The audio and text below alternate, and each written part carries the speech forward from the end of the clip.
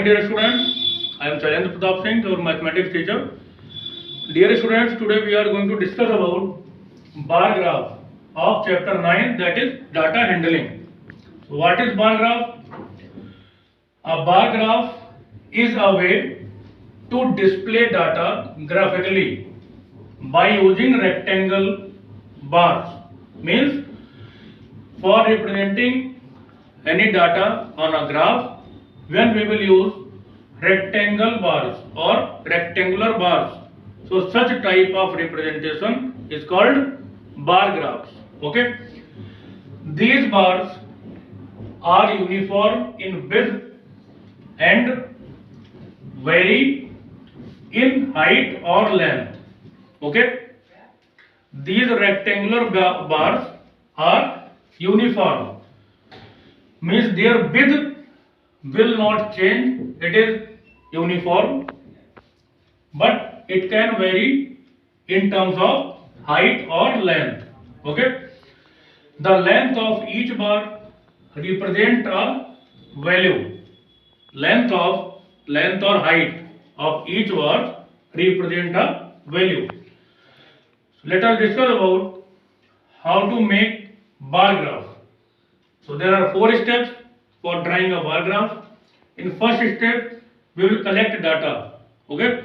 First of all, we will collect data which are going to be represented in bar graph. Okay. After collection data, in step 2, we will draw the axis. Okay. You know very well, in a bar graph, there are 2 axes. Means this is x-axis and this is y-axis. Okay. So in second step, we will draw the axis and the intersection point of these 2 axes is called origin. Means we will represent by O. Okay. Step 3, level the axis. Means on x-axis we will level as requirement in our question. For example, we can give name of chocolates: chocolate A, chocolate B, chocolate C, chocolate D. Okay. So level the axis.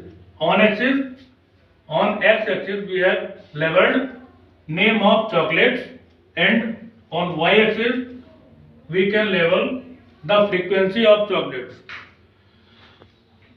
Okay, means how many students are having choice of how many chocolates. We can represent for this is 5 student, 10, 15, 20. Okay.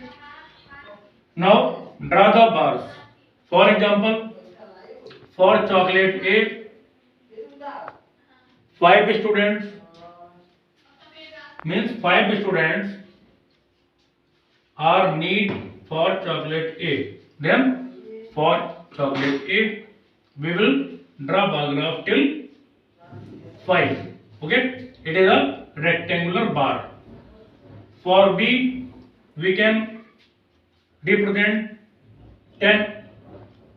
Okay. So for chocolate B,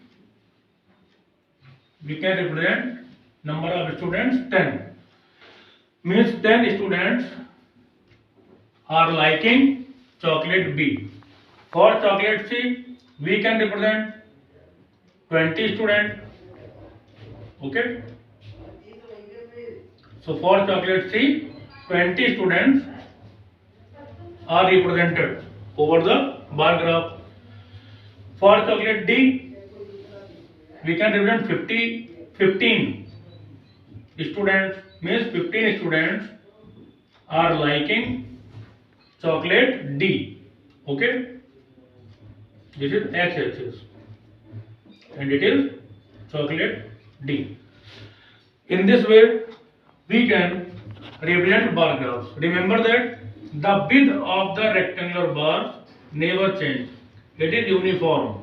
Okay, but the height or length of these bars can vary, can change according to the situation, whatever given in our question.